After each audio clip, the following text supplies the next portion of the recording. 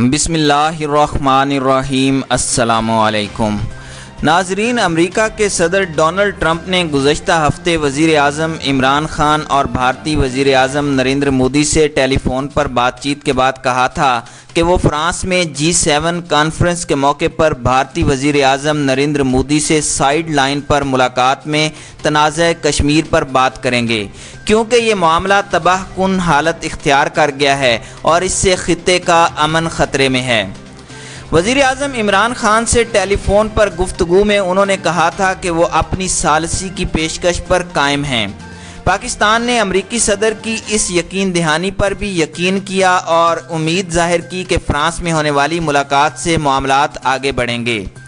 گزشتہ روز امریکی صدر ڈونلڈ ٹرمپ اور بھارتی وزیر اعظم نریندر مودی کے درمیان G7 کانفرنس کی سائیڈ لائن پر ملاقات ہوئی۔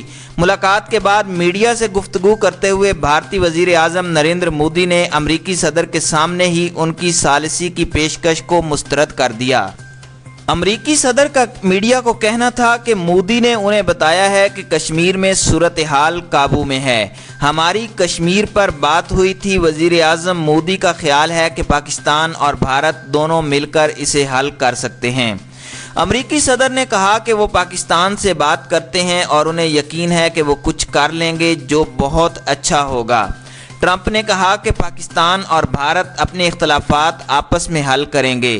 اس موقع پر بھارتی وزیر اعظم مودی نے ایک بار پھر ڈٹائی کا مظاہرہ کیا اور ٹرمپ کے سامنے ان کی ثالثی کی پیشکش کو ٹھکراتے ہوئے کہا کہ پاکستان اور بھارت کے درمیان تمام مسائل دو طرفہ ہیں، اس لیے کسی تیسرے ملک کو تکلیف نہیں دینا چاہتے۔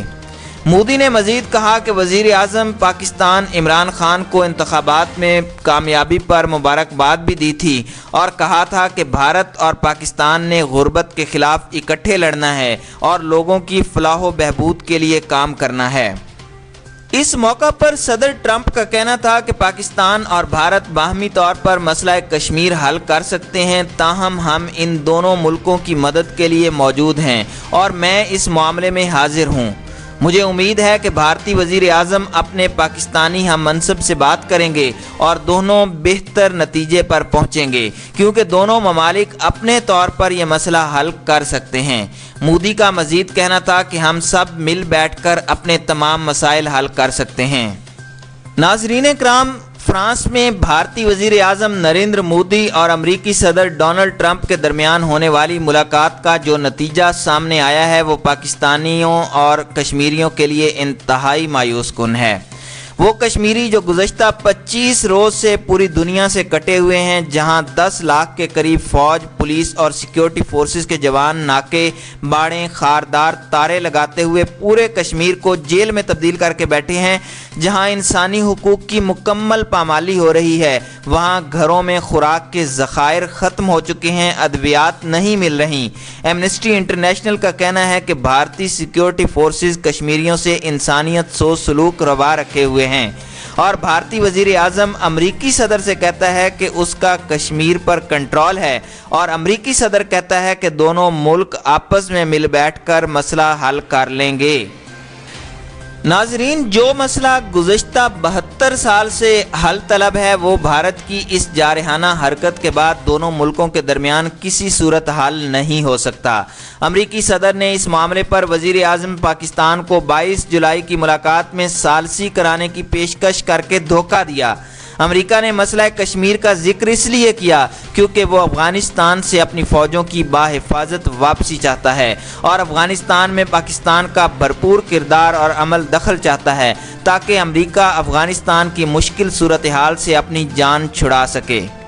پاکستان کے وزیر اعظم اس ثالثی کی پیشکش پر خوشی کے مارے پھولے نہیں سما رہے تھے کہ مودی نے 5 اگست کو کشمیر کے بارے میں وہ اعلان کر دیا جو 72 برس میں کسی بھارتی حکومت کو کرنے کی جرت نہیں ہوئی تھی۔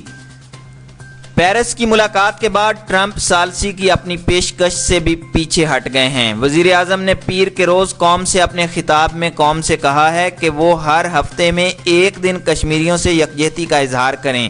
پاکستان کے لوگ تو مسلسل 72 سال سے کشمیریوں سے یکجہتی کا اظہار کر رہے ہیں۔ اس وقت قوم میں اس معاملے پر اتحاد پیدا کرنے اور جاندار اور تیز خارجہ پالیسی کو بروئے کار لانے کی ضرورت ہے۔ حکومت بھارت کے اس قدر جارحانہ اقدام سے بے خبر رہی اور اب 25 روز گزرنے کے باوجود بھی ہم ابھی تک یہی سوچ رہے ہیں کہ ہم نے کیا کرنا ہے۔ 5 اگست کے بعد ہمارے وزیر خارجہ نے OIC اجلاس کے لیے سعودی عرب جانے اور چین کے دورے کے علاوہ کسی دوسرے ملک کا دورہ نہیں کیا۔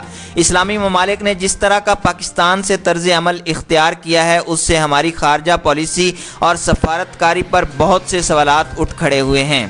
مقبوضہ کشمیر میں جو کچھ ہو رہا ہے، انسانی حقوق کی پامالی کا جو سلسلہ جاری ہے، اس پر کانگریس کے رہنما راہل گاندھی نے بھی تشویش کا اظہار کیا ہے، جو مختلف جماعتوں کے 12 ارکان کے وفد کے ہمراہ سری نگر پہنچے تھے، مگر انہیں ایئرپورٹ سے باہر نکلنے کی اجازت تک نہیں دی گئی۔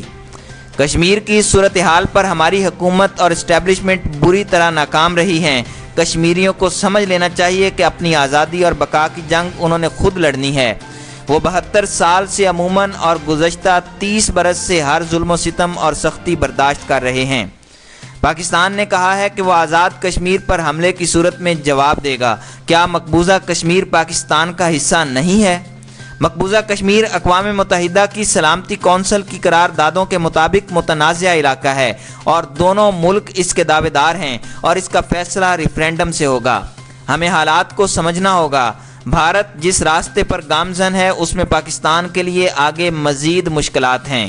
ہمیں ان مشکلات سے ملک کو بچانے کے لیے بھارت سے ابھی 2 ٹوک بات کرنی ہوگی، زبان سے بھی اور دوسری صورت میں ہتھیاروں سے بھی۔